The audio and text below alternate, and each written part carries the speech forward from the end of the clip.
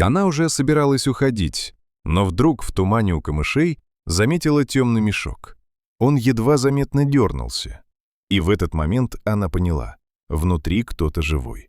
То, что она увидела в мешке, изменило ее жизнь навсегда. Утренний туман над рекой в деревне стелился густо и низко. Зинаида Ивановна, 65-летняя пенсионерка, как обычно сидела у воды на своем камне. После смерти мужа она замкнулась в себе. Дни стали однообразными, разговоры редкими, а дом пустым. В то утро ее внимание привлекло странное движение. У камышей покачивался темный мешок.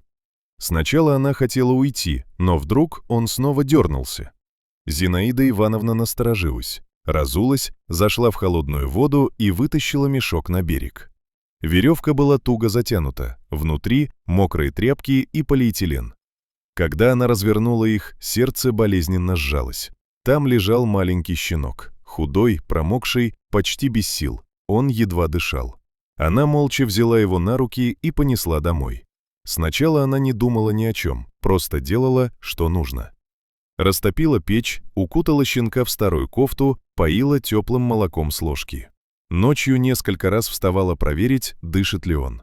Щенок выжил. Прошла неделя, потом месяц. Он окреп, сначала с трудом вставал, потом начал бегать по двору.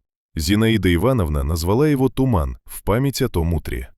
Пес рос быстро, из жалкого комочка превратился в сильного, внимательного пса.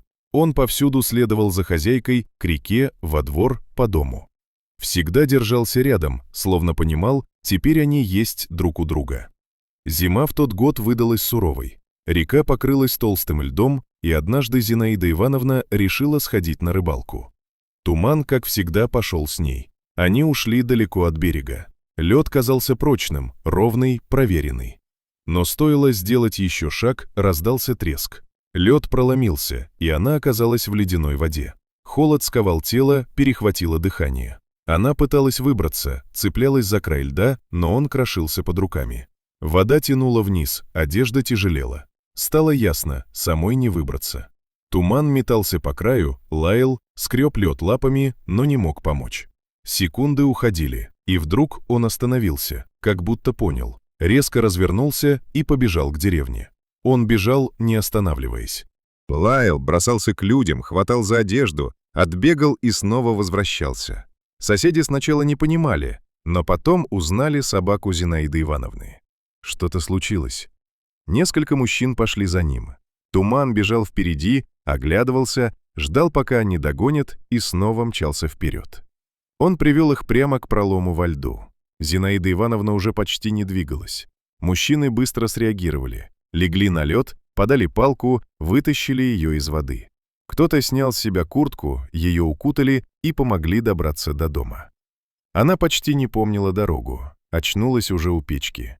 Тело ломило от холода, руки дрожали, но она была жива. Рядом лежал Туман, мокрый, уставший, но не отходящий ни на шаг.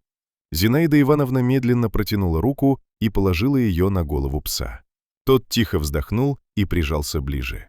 В доме снова было тепло, и больше не было пусто.